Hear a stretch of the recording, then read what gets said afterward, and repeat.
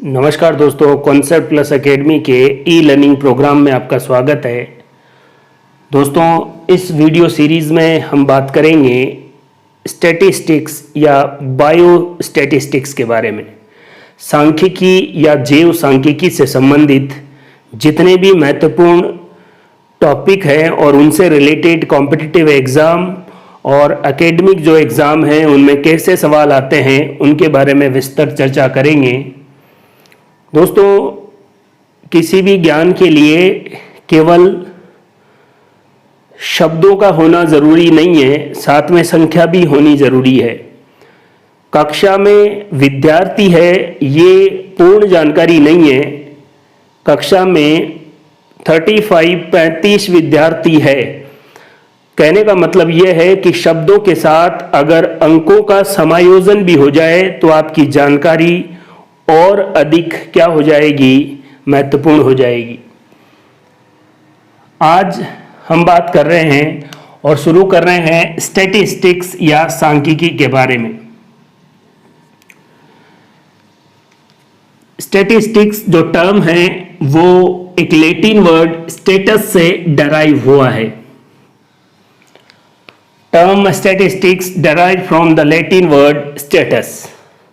और इस स्टेटस का मतलब क्या है कि कोई भी इन्वेस्टिगेटर इंफॉर्मेशन को कलेक्ट करके जो हमको दे रहा है और उनको ही एक संख्यात्मक रूप से लिखना क्या कहलाएगा, स्टैटिस्टिक्स। कुछ वैज्ञानिकों ने या कुछ साइंटिस्ट ने यह भी समझा है, ये भी कहा है कि स्टैटिस्टिक्स का विकास किसी राज्य के क्वांटिटेटिव डिस्क्रिप्शन, मात्रात्मक वर्णन के रूप में हुआ है। पहले कोई भी स्टेट है, राज्य है, उसकी जनसंख्या कितनी है, उसमें कितने पुरुष है, कितनी महिलाएं हैं, उसकी साक्षरता क्या है, इन सारी बातों को समझने के लिए डाटा की ज़रूरत पड़ी, मैथमेटिकल अप्रोच की ज़रूरत पड़ी और इसी से किसका विकास हुआ, स्टैटिस्टिक्स का। तो लोग या वैज्ञानिक ये भी मानते हैं कि स्टैटिस्टिक्स जो है वो स्टेट, और स्टेट का मतलब आपको पता है राज्य, स्टेट शब्द से ही स्टैटिस्टिक्स का क्या हुआ है, उत्पत्ति या ओरिजिन हुआ है। स्टेटस भी बोल सकते हैं और स्टेट भी। ज़्यादा जो कॉन्फिडेंशियल है वो अपन किसको मान सकते हैं, स्टेट को, कि किसी राज्य के लिए उससे संबंधित जो महत्वपूर्ण सूचना है उनको कलेक्ट करने के लिए जरूरत पड़ी डाटा की, और उस स्टेट से ही उससे संबंधित जितनी भी चीजें हमको ज्ञात करनी थी उसी से बना स्टैटिस्टिक्स। अगर जनरल डेफिनेशन स्टैटिस्टिक्स या सांख्यिकी के बारे में अपन बात करें तो चार चीजें हैं आपके सामने। पहला है कलेक्शन, डाटा आपको इकट्ठे करने हैं। दूसरा है प्रेजेंटेशन, आपने डाटा इकट्ठे कर लिए, उनको टेबल के रूप में, सारणी के रूप में, ग्राफ के रूप में, चित्रों के रूप में प्रेजेंट करना है। जब आपके पास डाटा, आपने प्रेजेंटेशन डाटा का हो गया, उसके बाद आपको उनका एनालिसिस करना है और एनालिसिस के बाद कोई निष्कर्ष, इंटरप्रिटेशन, कोई साइंटिफिक मेथड द्वारा या विवेकपूर्ण क्या निकालना है, निष्कर्ष निकालना है। तो कहने का मतलब यह है दोस्तों कि स्टैटिस्टिक्स में be defined as the science of collection, presentation, analysis and interpretation of numerical data. Statistics जो शब्द है वो कैसे उत्पन्न हुआ उसके बारे में जानकारी, स्टैटिस्टिक्स की डेफिनेशन क्या है वो मैंने आपको बताई है, तो एक बार आप देख लें। स्टैटिस्टिक्स या सांख्यिकी, स्टेटस या स्टेट शब्द से इसका विकास हुआ है और इसकी डेफिनेशन अगर आपको बात करनी है तो आपके सामने है। स्टैटिस्टिक्स में be defined as science of collection, presentation, analysis and interpretation of numerical data. ये चार वर्ड आपको अच्छे से पता होना चाहिए। Collection, presentation, analysis and interpretation of numerical data, ये क्या कहलाएगा, स्टैटिस्टिक्स। स्टैटिस्टिक्स में सबसे महत्वपूर्ण बात यह है आंकड़े, डाटा। सांख्यिकी आंकड़े या सांख्यिकी डाटाज जिनको अपन क्या कहेंगे, समंक। डाटा की क्या डेफिनेशन है, सांख्यिकी आंकड़ों की क्या डेफिनेशन है, उसके बारे में हम बात कर रहे हैं। जैसे यहां पर मैंने एक एग्जाम्पल लिया है, एक उदाहरण लिया है कि बच्चों की आयु 6 वर्ष, 8 वर्ष और 10 वर्ष, और उन बच्चों की लंबाई मैंने लिखी नहीं है, अभी XYZ यहां पर रिप्रेजेंट कर दिया, क्योंकि हमें एग्जाम्पल से सांख्यिकी आंकड़े या सांख्यिकी डाटा या समंक की डेफिनेशन समझनी है। बहुत ही इंपॉर्टेंट बात है, सांख्यिकी आंकड़े या सांख्यिकी डाटा किसे कहते हैं, किसी पूर्व निर्धारित उद्देश्य के लिए, बड़े ध्यान से इस चीज को देखना है, किसी पूर्व निर्धारित उद्देश्य के लिए, कहने का मतलब आपका ऑब्जेक्ट, आपका एम पहले से ही डिफाइंड हो। तो हमारा उद्देश्य था बच्चों की आयु व लंबाई में वृद्धि में संबंध देखना, समझना। उसके बाद आपको सुव्यवस्थित तरीके से संकलन करना है, आपको बच्चों की आयु का सही तरीके से पता लगाना है और उनकी लंबाई का मेजरमेंट भी सही तरीके से करना है। पर्याप्त सीमा तक विविध कारकों से प्रभावित, यहां पर जो हम आंकड़ों की बात कर रहे हैं, डाटाज की बात कर रहे हैं, सपोज दैट हम बात कर रहे हैं बच्चों की लंबाई या उनकी हाइट के बारे में, तो वो पर्याप्त सीमा में विविध कारकों से प्रभावित है। बच्चों की लंबाई वृद्धि हार्मोन पर भी निर्भर करती है, उनके खान पान पर भी निर्भर करेगी और जलवायु पर भी निर्भर करेगी। दूसरा, न्यूमेरिकल डाटा के लिए महत्वपूर्ण बात है परस्पर संबंध होना। बच्चों की आयु और लंबाई में आपस में संबंध है, तभी इनको क्या सांख्यिकी आंकड़े कहा जाएगा। जैसे आपने 3 आंकड़े ले लिए, बच्चों की संख्या, जंतुओं की संख्या, तो बच्चों की संख्या और जंतुओं की संख्या में आपस में कोई रिलेशन नहीं है, तो ये अपूर्ण डाटा माना जाएगा। इनको आप सांख्यिकी आंकड़े या सांख्यिकी डाटा नहीं कह सकते। तो परस्पर संबंध होना जरूरी है। यहां पर आयु और लंबाई में रिलेशन है। संकलन यथोचित यथार्थता से हो, इस वर्ड का क्या मतलब है कि सपोज करें आप केंचुए की लंबाई माप रहे हैं, तब आपको मिलीमीटर का भी ध्यान रखना पड़ेगा। कहने का मतलब आपकी जो प्रेसाइज वैल्यू है, आपका जो यथार्थ मान है, वो मिलीमीटर में भी वेरिएट नहीं हो सकता। अगर आप बच्चों की लंबाई माप रहे हैं तो आपका यथार्थता का मापन सेंटीमीटर होना चाहिए कि बच्चों की लंबाई में सेंटीमीटर में भी डिफरेंस नहीं आना चाहिए। यही अगर आप जयपुर से दिल्ली की दूरी का मापन कर रहे हैं तो वहां पर आपका मापन जो यथार्थता का है वो किलोमीटर होगा, कुछ मीटर आप वहां पर नेग्लेक्ट कर सकते हैं। तो यथोचित यथार्थता होनी चाहिए मापन में। और 2 बातें, गणना कैलकुलेशन और आकलन एस्टिमेशन। अगर आप जिस भी ऑब्जेक्ट या जिस भी उद्देश्य पर काम कर रहे हैं, अगर वो किसी सीमित क्षेत्र के लिए है तो गणना की जाएगी, कैलकुलेशन की जाएगी, और अगर विस्तृत क्षेत्र के लिए है तो एस्टिमेशन या आकलन किया जाएगा। दोस्तों, सबसे महत्वपूर्ण बात न्यूमेरिकल डाटा है, सांख्यिकी आंकड़े हैं। सांख्यिकी डाटा जिनको समंक कहते हैं, इनकी डेफिनेशन आपको पता होना चाहिए। इस डेफिनेशन से ही ऑब्जेक्टिव क्वेश्चंस भी पूछे गए। आपको अगर ऐसा लगे कि ये डेफिनेशन रट भी लेंगे तो क्या हो जाएगा, इस डेफिनेशन का हर एक वर्ड, हर एक शब्द कॉम्पिटिटिव एग्जाम के लिए काफी महत्वपूर्ण है। डाटा, न्यूमेरिकल डाटा, सांख्यिकी आंकड़े किसको कहा जाएगा? पूर्व निर्धारित उद्देश्य के लिए सुव्यवस्थित तरीके से संकलित तथ्यों का समूह। तथ्यों का समूह क्यों कहा जा रहा है? एक बच्चे की आयु और उसकी लंबाई, अगर आप इन दोनों को लेके बैठे रहे तो ये कोई डाटा नहीं है। इससे आप क्या समझ लेंगे, क्या निष्कर्ष निकाल लेंगे? कुछ नहीं होने वाला है। इसलिए ग्रुप होना चाहिए, बहुत सारे बच्चे और बहुत सारे बच्चों की लंबाई। इसलिए यहां पर हमने कहा है तथ्यों का समूह, जिन्हें संख्यात्मक रूप से व्यक्त किया जाता है। डाटा है, संख्यात्मक रूप से व्यक्त किए जाएंगे। ये पर्याप्त सीमा में विविध कारकों पर प्रभावित होते हैं। कहने का मतलब जैसे लंबाई है, ये अनेक कारकों से प्रभावित होती है। वृद्धि हार्मोन से, भोजन से, जलवायु से। आपस में रिलेशन भी होना चाहिए, परस्पर संबंध भी होना चाहिए। जैसे मैंने आपको कहा, कॉलेज के स्टूडेंट और जानवरों की संख्या, आपने 2 डाटा ले लिए, इन दोनों डाटाओं का आपस में कोई संबंध नहीं है, तो इनको सांख्यिकी आंकड़े या न्यूमेरिकल डाटा या समंक नहीं माना जाएगा। और इनका संकलन यथोचित यथार्थता से होना चाहिए।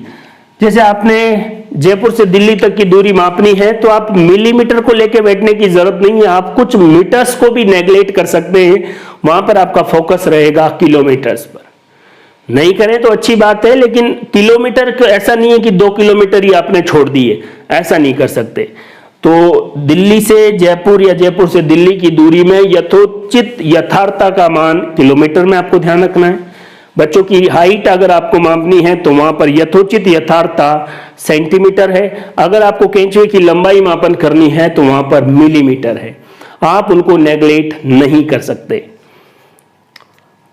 गणना और आकलन द्वारा किया जाता है, इन्हीं को सांख्यिकी आंकड़े या स्टैटिस्टिकल डाटा या समंक कहा जाता है।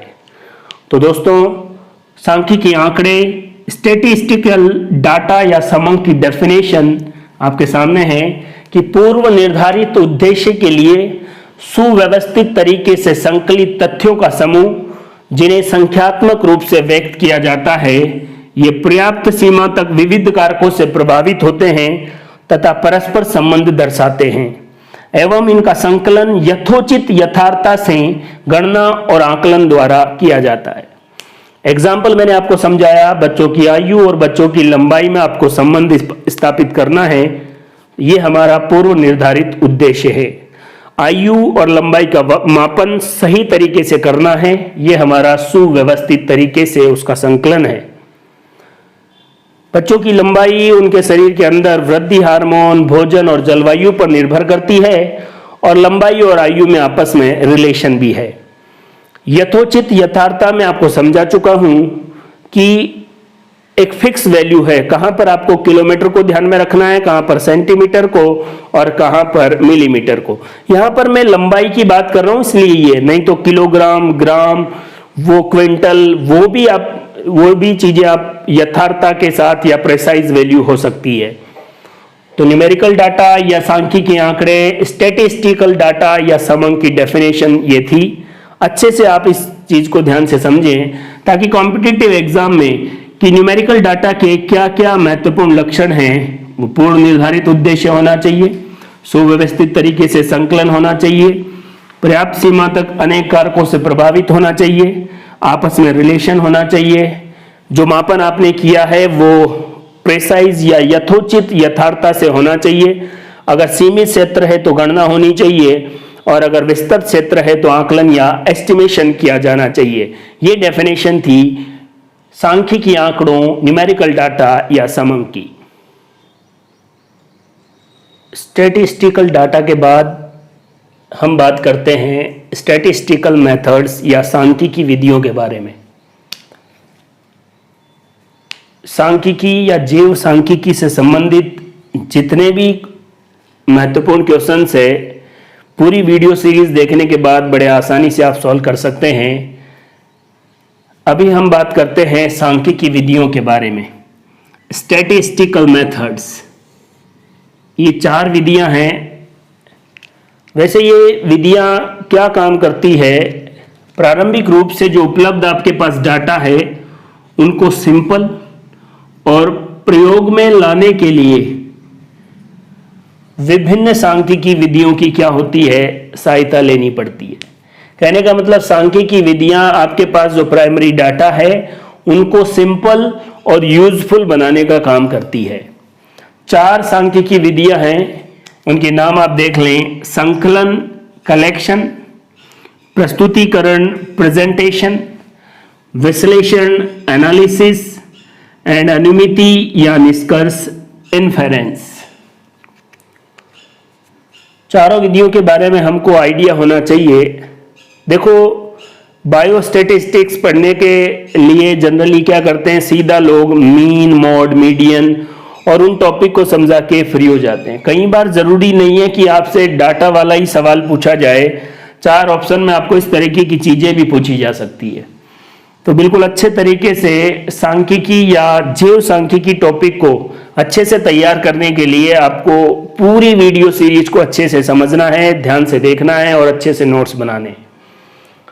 संकलन पहली विधि है कलेक्शन। आपको क्या करना, डाटा को निश्चित योजना के साथ एकत्रित या कलेक्ट करना चाहिए, यही कलेक्शन है। निश्चित योजना, आपके पास प्रॉपर प्लानिंग होनी चाहिए कि डाटा कैसे कलेक्ट करना है। जिस भी एक्सपेरिमेंट या जिस भी ऑब्जेक्ट, जिस भी उद्देश्य के लिए आप काम कर रहे हैं, उसके डाटा को आप एक प्रॉपर प्लानिंग से क्या करें, कलेक्ट करें, यही कलेक्शन है। दूसरा है प्रस्तुतिकरण या प्रेजेंटेशन। जो डाटा आपने कलेक्ट किया है उनको प्रेजेंट कैसे करें, उनका प्रस्तुतिकरण कैसा हो, ये हम बात जब न्यूमेरिकल डाटा की हमने डेफिनेशन देखी तब भी हमने बात की, और स्टैटिस्टिक्स या सांख्यिकी डेफिनेशन में भी हमने देखा कि डाटा का प्रेजेंटेशन अच्छा होना चाहिए ताकि आसान हो चीजें समझने में।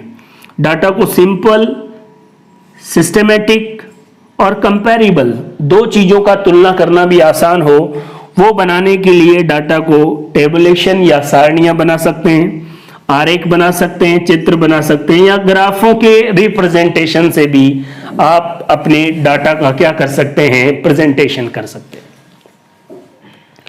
थर्ड जो मेथड है वो है एनालिसिस। जब आपके पास डाटा बिल्कुल प्रॉपर फॉर्म में अवेलेबल है तो आप उसका क्या करें, एनालिसिस करें।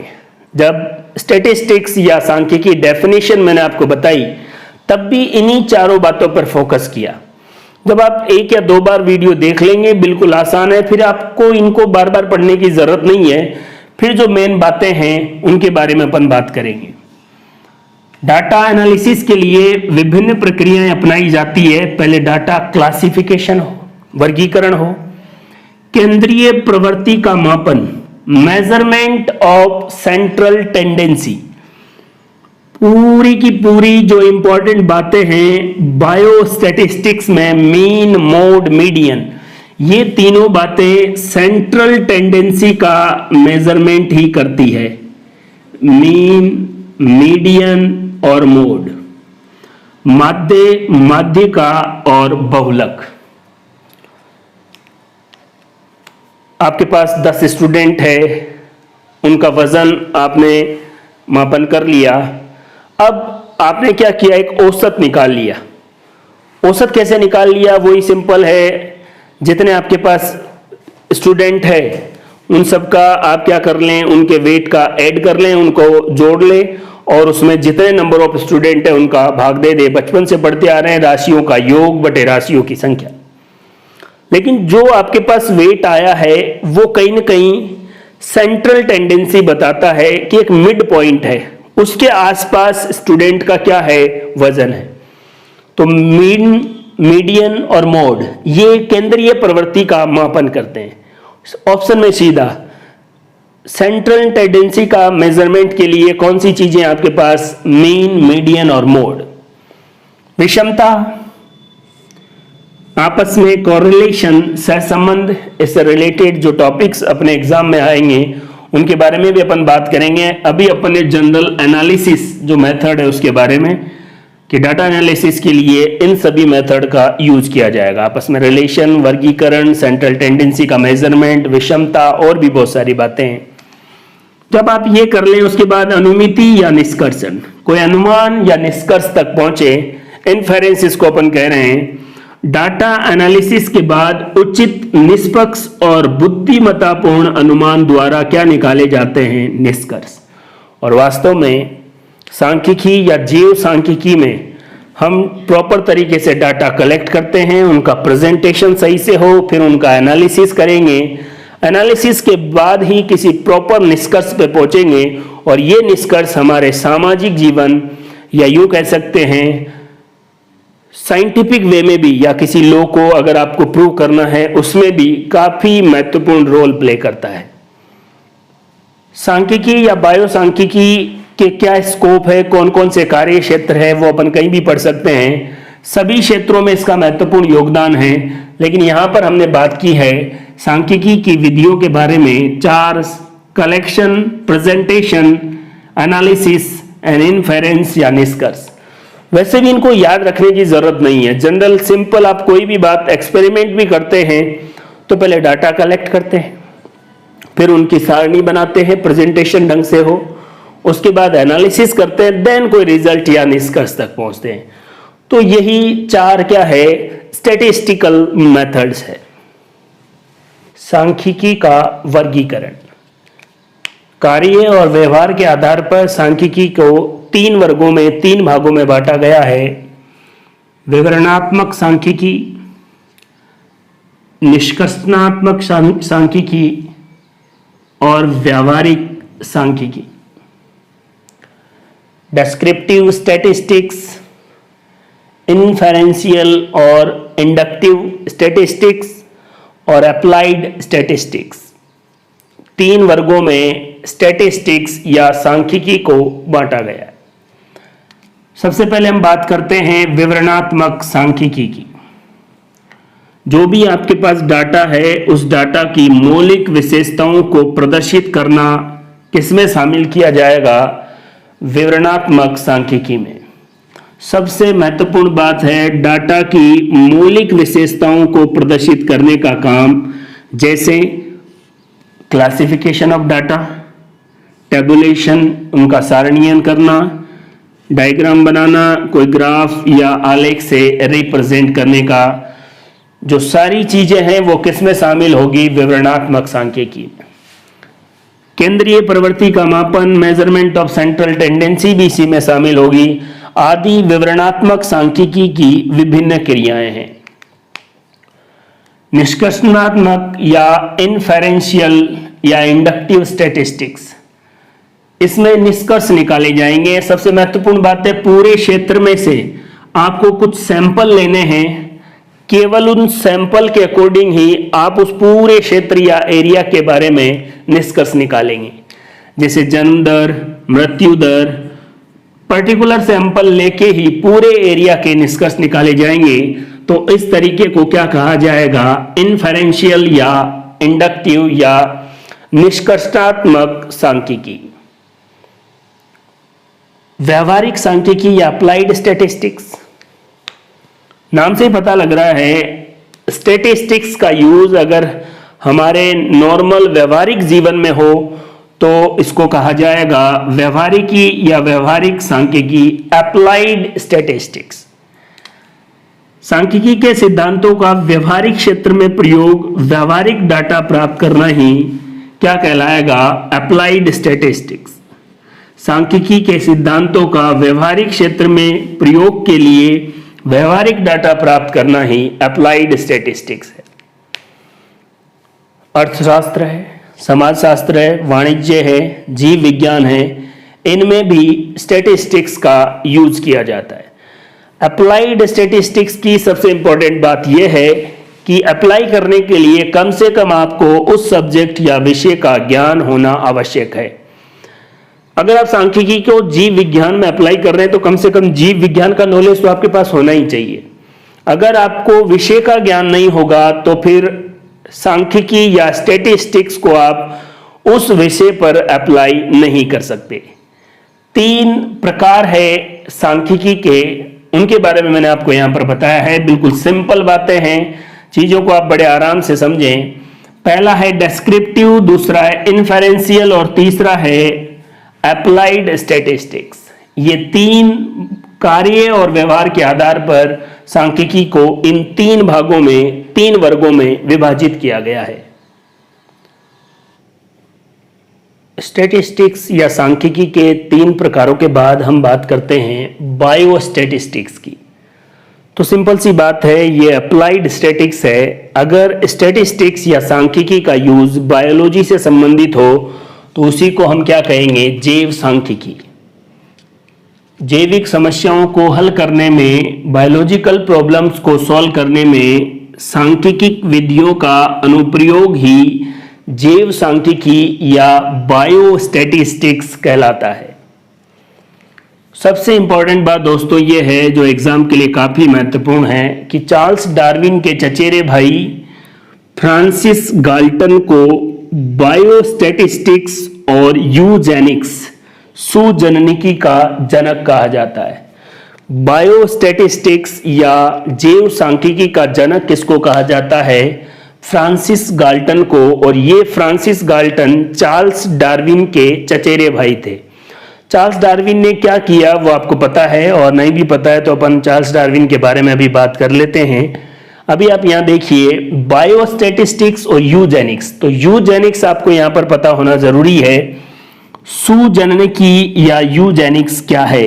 Study of methods to improve the human races.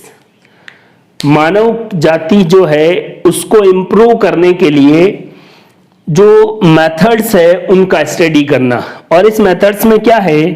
Bye selecting parents, मतलब पेरेंट्स को केयरफुली सेलेक्ट करके और वो पेरेंट्स के द्वारा अच्छे और स्ट्रोंग बच्चे या आने वाली जो ह्यूमन रेसेस है वो उनका इम्यून सिस्टम, उनका जीवन शैली, वो सारी इंप्रूव हो सके, इसी को क्या कहा जाएगा? सुजननिकी। कहने का मतलब सिंपल सी बात है कि मानव जाति को और इंप्रूवमेंट, उसमें विकास करने के लिए जितने भी स्टडी ऑफ मेथड्स है उनको क्या कहा जाएगा? यूजेनिक्स। और यूजेनिक्स और बायोस्टैटिस्टिक्स, इन दोनों के फादर या जनक किसको कहा जाएगा? Francis Galton. और फ्रांसिस गाल्टन कौन थे? डार्विन के चचेरे भाई। वीएफआर वेल्डन एक वैज्ञानिक है जिन्होंने बायोस्टैटिक्स के लिए एक और टर्म्स या वर्ड दिया, बायोमेट्री। और बायोमेट्री शब्द का मतलब है मेजरमेंट ऑफ लाइफ। बायोमेट्री शब्द किसने दिया? वीएफआर वेल्डन ने। बायोस्टैटिस्टिक्स के जनक कौन है? Francis Galton. ह्यूमन रेसेस के इंप्रूवमेंट के लिए जितने भी मेथड्स हैं उनका स्टडी करना क्या कहलाएगा? यूजेनिक्स। और यूजेनिक्स के फादर या जनक कौन है? वही Francis Galton.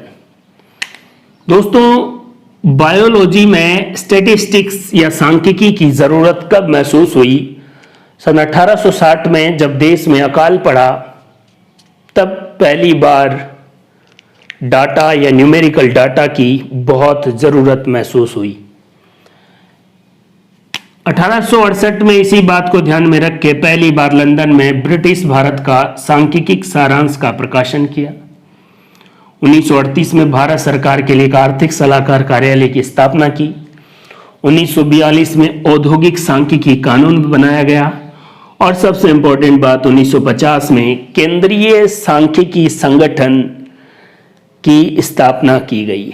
Central statistics organisation की स्थापना कब की गई? 1950 में, जब देश से संबंधित आंकड़ों से संबंधित एक संगठन स्थापित किया जा चुका था। उसके बाद ही बड़ी महत्वपूर्ण पंचवर्षीय योजना 1951 में पंडित जवाहरलाल नेहरू के द्वारा शुरू की गई।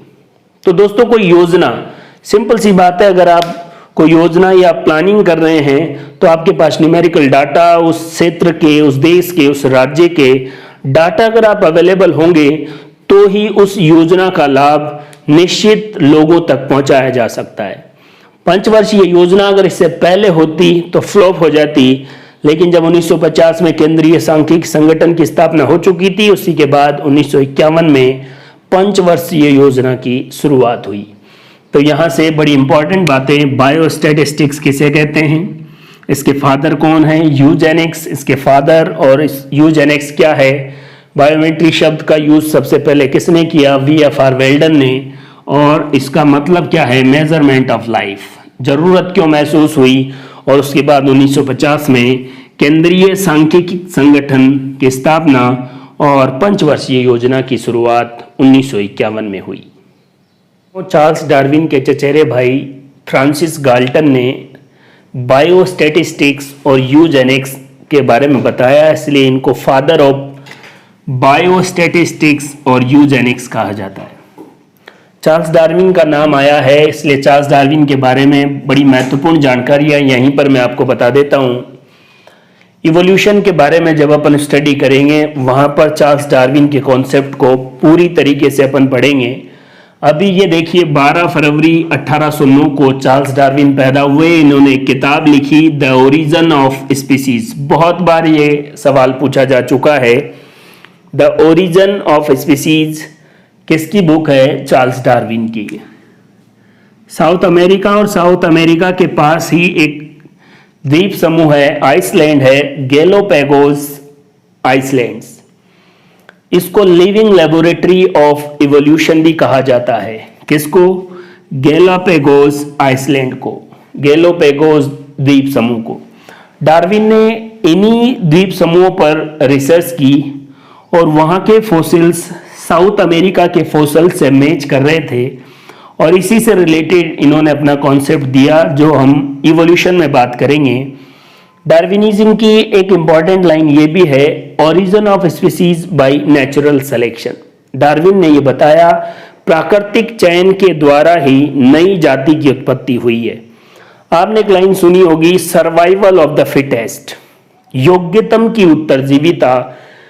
ये वही सिद्धांत है जो किसने दिया? डार्विन ने। और origin of species by natural selection या योग्यतम की उत्तरजीविता इसी का एक पार्ट है। ये मैंने आपको समझा ही दिया है। एक और साइंटिस्ट है कार्ल पियर्सन, इन्होंने अपनी बुक ग्रामर ऑफ साइंस में लिखा, आनुवंशिकता का संपूर्णवाद सांख्यिकी आधार पर टिका हुआ है।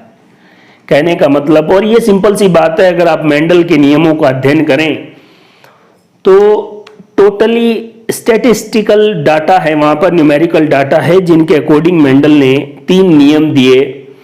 प्रभाविता का नियम, law of dominance, law of segregation पृथक्करण का नियम और स्वतंत्र अपव्ययन का नियम, लॉ ऑफ इंडिपेंडेंट असॉर्टमेंट।